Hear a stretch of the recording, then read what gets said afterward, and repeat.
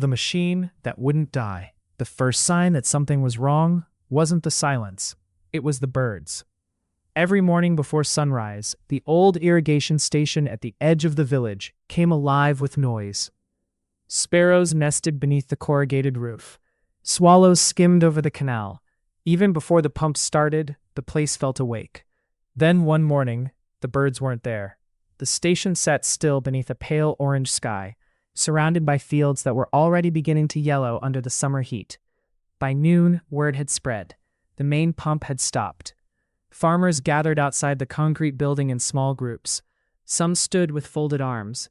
Others stared into the canal, where the water level was dropping inch by inch. Inside, the machine occupied nearly half the room. It was enormous. Steel pipes ran across the walls like veins. Thick belts connected aging flywheels.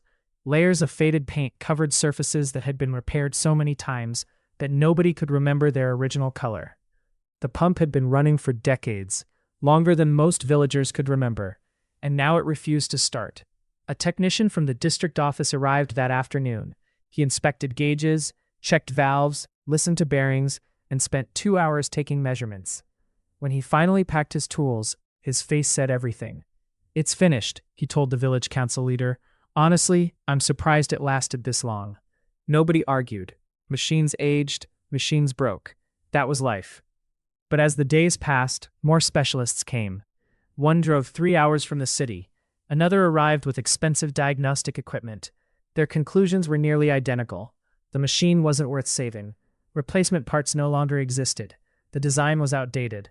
A modern system would need to be installed. The problem was that modern systems cost money, far more money than the village had. By the end of the week, worry had settled over the community like dust. The wheat fields needed water. The vegetable farms needed water. The orchards needed water. Without irrigation, months of work could disappear beneath the summer sun. And while everyone debated solutions, an old mechanic named Rahim kept showing up at the station. Nobody asked him to. Nobody expected him to help. Rahim spent most of his days repairing whatever people brought to his workshop. Bicycles, motorcycles, broken grain threshers, generators held together by wire and stubbornness. His small shop sat near the market road, beneath a faded sign that had lost most of its paint years ago. People respected him, but they didn't think of him as an engineer. They thought of him as the man who fixed things when nobody else wanted the job. Every evening, after closing his shop, Rahim walked to the pumping station carrying the same dented metal toolbox. The toolbox looked older than some of the villagers. Its corners were worn smooth. Its handle had been repaired twice. Nobody had ever seen him replace it. On the 8th evening after the breakdown, a young schoolteacher named Amina noticed him entering the station again. She had stayed late grading papers and was walking home along the canal road. The setting sun cast long shadows across the dry grass. Curious, she stepped closer. Through an open doorway, she saw Rahim sitting beside the giant machine.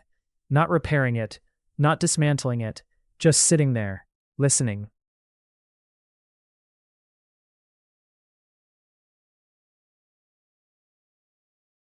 The old mechanic rested one hand against the steel housing and closed his eyes. Minutes passed. The building remained quiet except for distant wind moving through the fields. Amina finally spoke. "Are you trying to fix it?" Rahim opened his eyes. "No." She frowned. "Then what are you doing?" His gaze remained on the machine, trying to understand what it's saying. Amina almost smiled. The answer sounded ridiculous, but something about his expression stopped her. He wasn't joking. "You can hear something?" Rahim waited before answering. "Not here." He tapped the metal lightly. "Remember." The word lingered between them. Amina wasn't sure what it meant. Neither apparently was Rahim. He stood slowly, brushed dust from his trousers, and picked up his toolbox. As he passed her, she noticed deep scratches on his hands. Old scars, not the kind usually earned repairing bicycles. "Good night," he said. Then he walked away. Amina watched him disappear into the fading light. Behind her, the machine remained silent. Yet for reasons she couldn't explain, it no longer felt dead. The following evening she returned, and the evening after that. Each time, Rahim was there. Sometimes examining bolts, sometimes studying pipe layouts, sometimes simply sitting beside the machine. Listening. The villagers began noticing too. A few laughed about it. Others shook their heads. One farmer joked that Rahim had finally become too old to know when something was beyond repair. Rahim never responded. He continued his routine. Arrive at sunset, work quietly, leave after dark. Then, nearly 2 weeks after the breakdown, something changed. Amina arrived just as dusk settled across the valley. The air carried the scent of dry earth waiting for rain. Inside the station, Rahim had removed a heavily rusted side panel near the base of the machine. The metal piece leaned against the wall. Dust covered the floor. For the first time, the old mechanic looked unsettled. Genuinely unsettled. "What happened?" Amina asked. Rahim didn't answer immediately. He stared at a small metal plate hidden behind the panel. The plate had been concealed for decades. Almost nobody knew it existed. Amina stepped closer. The engraving was faint, beneath layers of grime. Just a name. Nothing more. Yet the moment Rahim read it, the color seemed to drain from his face. His hand tightened against the edge of the machine. "You know who that is?" she asked quietly. The old mechanic nodded. For several seconds he said nothing. The station seemed smaller somehow, heavier. Finally he spoke. "I haven't seen that name in 40 years. Amina looked at the engraving again, then back at Rahim. The silence that followed felt different from before. Not mechanical. Personal, like a door had opened somewhere deep in the past, and whatever lay behind it had been waiting a very long time. The man who built it. The next morning, Rahim opened his workshop later than usual. For nearly an hour, he stood alone inside the dim building while sunlight crept across shelves crowded with gears, bearings, chains, and tools collected over a lifetime. Customers arrived. He served them. A punctured bicycle tire, a broken starter motor, a damaged water pump. His hands moved automatically. His mind was somewhere else. Every few minutes, his eyes drifted toward a wooden cabinet in the back corner of the shop. The cabinet remained locked. It always had. Few people even noticed it. By afternoon, the temperature had climbed above 40 degrees Celsius. Heat shimmered above the road outside. Dust hung motionless in the air. When the last customer left, Rahim locked the front door. Then, for the first time in decades, he opened the cabinet. Inside were several weathered boxes, old notebooks, rolls of yellowed paper, photographs, documents that smelled faintly of oil and age. He stared at them for a long moment before carefully lifting one box onto the workbench. His hands trembled slightly, not from age, from memory. That evening, Amina found him again at the pumping station, but this time he wasn't studying the machine. Blueprints covered the floor around him, dozens of pages, some stained, some torn, all meticulously preserved. Amina crouched beside one. Her eyes widened. The drawing showed the irrigation system, not a similar system, the system. Every pipe, every valve, every bearing housing, every measurement. "Where did these come from?" she asked. Rahim remained silent for several seconds. The sound of wind moved through the station's broken windows. Finally he answered, "I helped draw some of them." Amina looked up immediately. "What?" Rahim's gaze remained fixed on the papers. "When I was 19. The answer created more questions than it solved. "You worked on this machine?" A faint smile crossed his face. Not a proud smile, a sad one. "Long before it came here." Outside, distant thunder rolled across the horizon. The first storm clouds in months were gathering beyond the hills. For years, villagers had assumed the pumping station was imported from somewhere far away. The machine looked too complex, too unusual, too large. Nobody imagined its story began much closer to home. Rahim slowly unfolded another blueprint. The paper crackled softly. "It wasn't supposed to last this long," he said. "Nothing ever is." Amina sat quietly. She sensed that if she interrupted, he might stop talking altogether. So she waited. The story emerged in fragments.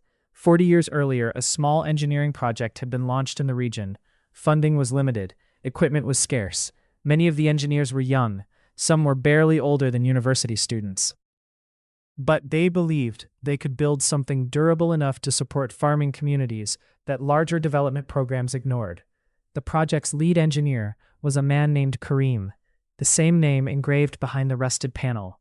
According to Rahim, Karim possessed an unusual talent. He treated mechanics, welders, and laborers as equals. If someone had a good idea, he listened. Titles meant less than solutions. For a teenager fascinated by machines, it was life-changing. Kareem taught me how to think, Rahim said quietly. Not how to repair things, how to understand them. Rain began tapping against the station roof. The sound echoed through the empty building. Amina noticed something in Rahim's expression. Respect, but also pain. What happened to him, she asked. Rahim didn't answer immediately. Instead, he folded one blueprint and set it aside. Outside, the rain intensified. Water streaked across dusty windows. He died. The words landed softly. Yet their weight filled the room. Amina lowered her eyes.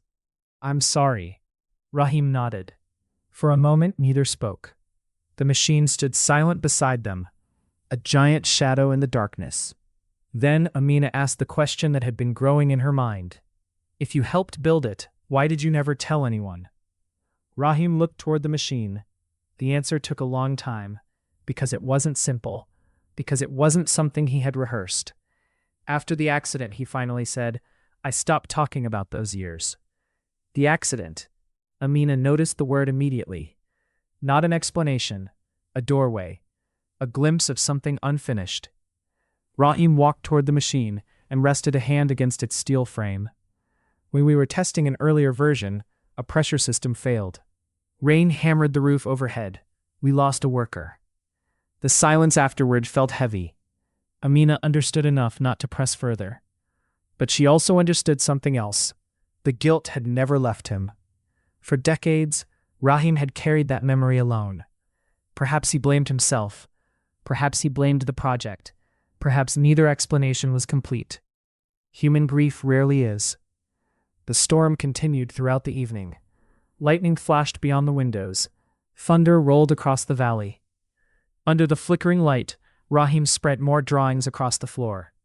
Together they examined every section of the machine. Hours passed, and gradually a strange realization emerged. The failure didn't make sense. Not completely. The damaged components were real, but they weren't severe enough to explain why the entire system refused to start. Something else was wrong. Something hidden. Near midnight, Rahim discovered a notation buried inside an original design sketch. His eyes narrowed. Then he searched through another blueprint, and another. Suddenly he stopped. Amina noticed immediately. What is it? Rahim traced a faded line on the paper. His expression had changed. Not fear, not sadness, recognition. The technicians were looking in the wrong place. Amina leaned closer. What do you mean? Rahim pointed toward a sealed section deep inside the machine's structure. A compartment inaccessible through normal maintenance panels. One that had never been opened since installation. The rain outside began to fade. The station grew quiet again. A strange anticipation filled the room. This isn't a malfunction, Rahim said. His voice was barely above a whisper. It's a safeguard. Amina frowned. A safeguard against what? Rahim stared at the old blueprint, then at the machine, then at the engraved name hidden behind the rusted panel. For the first time in years, he looked exactly like the engineer he once might have become. Kareem built something into the system. The realization settled over them. The giant machine remained silent, but now its silence felt deliberate, as if it had been waiting for someone who remembered how it was born. And somewhere inside its sealed steel heart, hidden for 40 years, something was still there.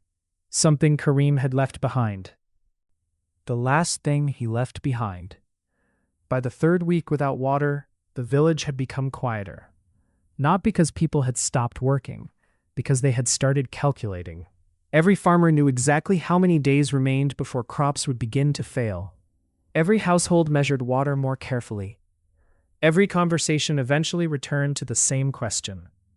How much time was left? The canal that once carried a steady current now moved sluggishly through the fields. Along its banks, cracks spread through drying soil. The summer sun seemed harsher than ever. And still, every evening, Rahim returned to the pumping station. The difference now was that people no longer laughed when they saw him. Something had changed. Perhaps it was the stack of blueprints spread across tables. Perhaps it was the determination in his eyes. Or perhaps it was the simple fact that nobody else had any answers. The old mechanic had become the village's last hope. A burden he never asked for, a burden he felt every time someone stopped him on the road. Any progress? When will it run? Can it be fixed?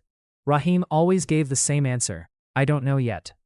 It wasn't the answer people wanted, but it was the truth. And at his age, he had learned not to trade honesty for comfort. One morning before sunrise, Rahim and Amina entered the pumping station carrying lanterns and tools. The air inside felt cool compared to the growing heat outside. Dust floated through narrow beams of light. The giant machine towered above them, silent and patient. According to the original blueprints, the sealed compartment was located deep within the central housing. Accessing it required removing components that had not moved in 40 years. Every bolt fought back. Every panel seemed welded to time itself. Progress came slowly. Hours passed. Metal groaned. Tools slipped. Hands became stained with grease and rust. At one point, Rahim simply sat on a wooden crate, breathing heavily. Age was catching up with him. His shoulders ached. His knees protested every movement. Amina handed him a bottle of water. You could rest for today. Rahim wiped sweat from his forehead. If I stop now, I'll spend all night thinking about it. She smiled. That sounded exactly like him. Outside, clouds drifted across the sky.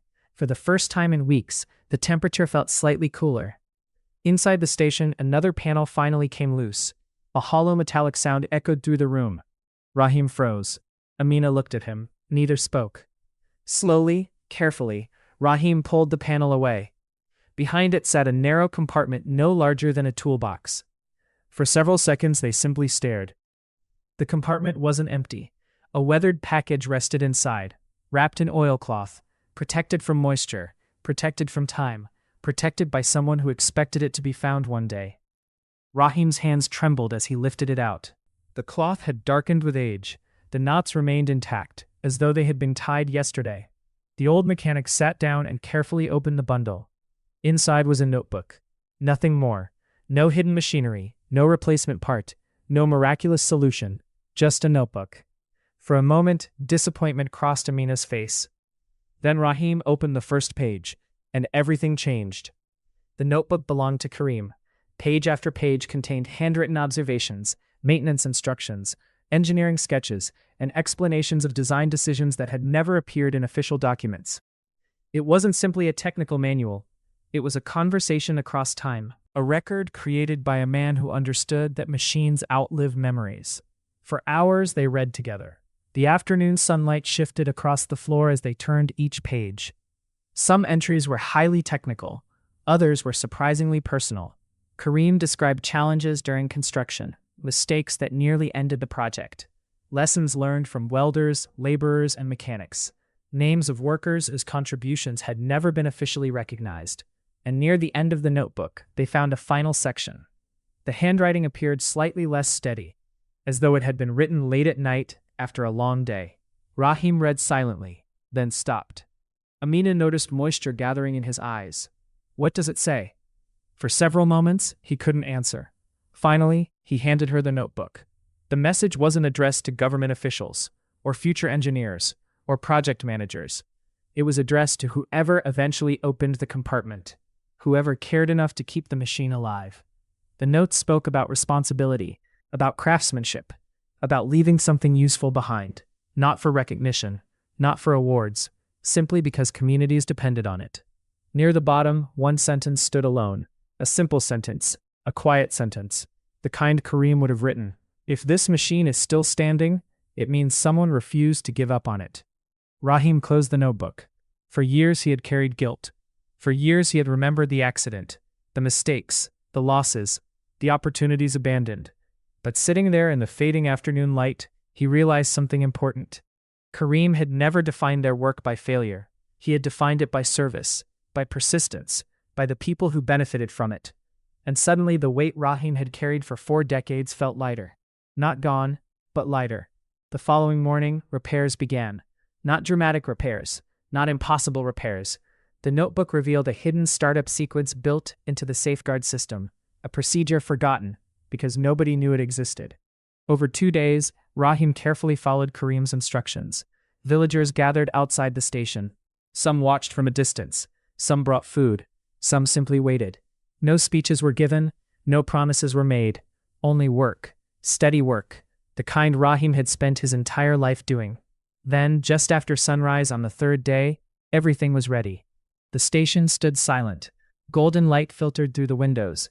Dust drifted lazily through the air. Rahim placed one hand on the control lever. For a brief moment he thought of Kareem, of the young apprentice he once was, of the years that had disappeared between then and now. Then he activated the sequence. Nothing happened. 1 second, 2 seconds, 3. The villagers held their breath. Then came a sound, a low vibration, almost too faint to hear. Another vibration followed, then another. Slowly the massive flywheel began to move. Metal components awakened one by one. Bearings turned, valves shifted, pipes shuddered. The rhythm grew stronger, steadier, alive. A few moments later, water surged into the main canal, not explosively, not dramatically, simply flowing where it was meant to flow. Several farmers lowered their heads in relief. Others smiled quietly. Life could continue. The machine had returned. Weeks later, after the fields had turned green again, a small plaque appeared beside the pumping station. No ceremony accompanied it. No politicians attended. No reporters arrived. The plaque simply listed the names of the people who built the machine. Engineers, mechanics, laborers, welders. Among them was Rahim. One evening he stopped beside it on his way home. The sun was setting beyond the fields. The machine hummed steadily in the distance. He touched the engraved letters of his name, then Kareem's. For a moment he stood there listening, not to the machine, to the years, to the memories, to the lives that had become part of its story. Then he smiled softly and continued walking. Behind him, water flowed through the canals. The machine kept working. And in the fading orange light, the legacy of forgotten hands continued exactly as it was always meant to. Quietly, faithfully, and without asking for recognition. Chapter 4. What remained after the water returned. The machine became part of daily life again, which was exactly how Rahim preferred it. A month after the repair, people no longer gathered around the pumping station. The excitement had faded. The urgency was gone. Water flowed through the canals. Crops recovered. Work continued. Life, as it often does, moved forward. The station settled back into its routine rhythm. At dawn, the pumps started. At dusk, they slowed. The steady mechanical hum drifted across the fields like a familiar voice. Most villagers stopped noticing it. Rahim noticed it every day. Not because he worried, because he appreciated it. There was a difference. One cool morning, he stood outside his workshop drinking tea while watching farmers drive tractors toward the fields. The air carried the scent of damp earth. A recent rainstorm had left shallow puddles along the road. Children walked to school laughing and pushing one another. Nothing remarkable was happening, and somehow that felt remarkable. For weeks after the repair, visitors occasionally stopped by his workshop. Some wanted to thank him. Others wanted to hear the story. A few simply wanted to shake his hand. Rahim accepted the gestures politely, but he always redirected attention toward the people who had built the machine decades earlier. It wasn't one man, he would say. It never is. Most people nodded. Few fully understood what he meant. Machines, bridges, roads, irrigation systems. People often remembered the final result, rarely the hundreds of hands hidden inside it. The welders, the laborers, the mechanics, the apprentices, the people whose names slowly disappeared over time. That realization stayed with Amina. One afternoon after school, she arrived carrying a stack of notebooks.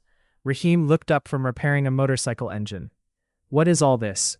She set the notebooks on his workbench. "History." Rahim frowned. "It looks like paperwork." Amina laughed. "Most history does."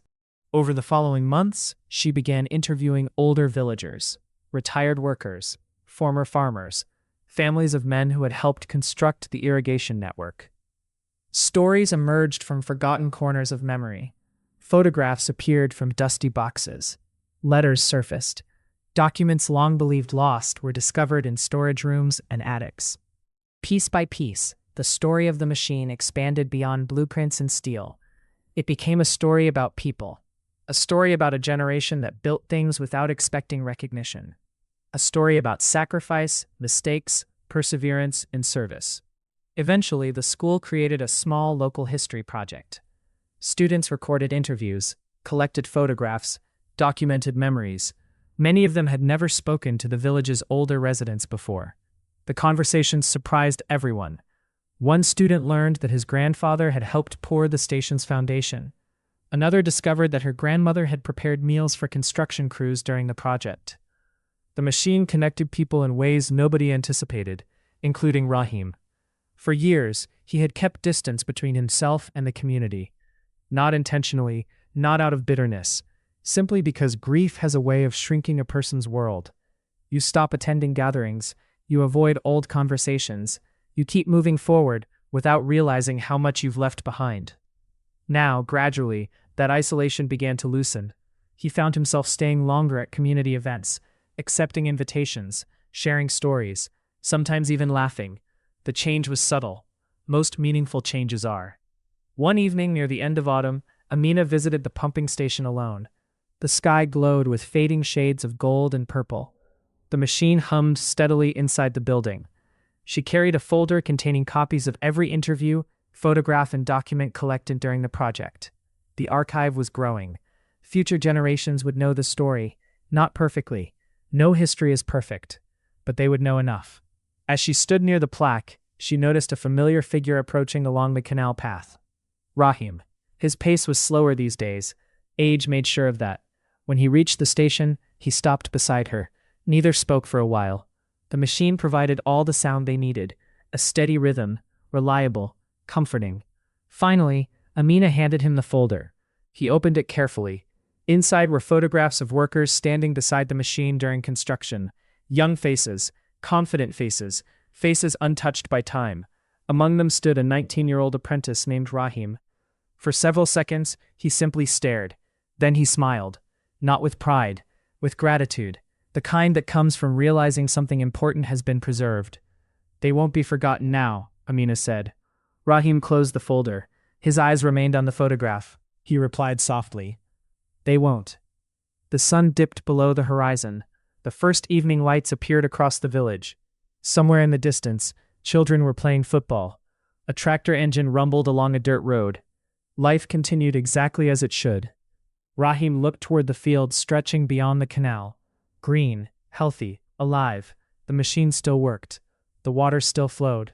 But in the end, he understood that the repair had never been only about restoring machinery. It had restored memory. And memory, he realized, was its own kind of engine, one that kept moving long after the builders themselves were gone.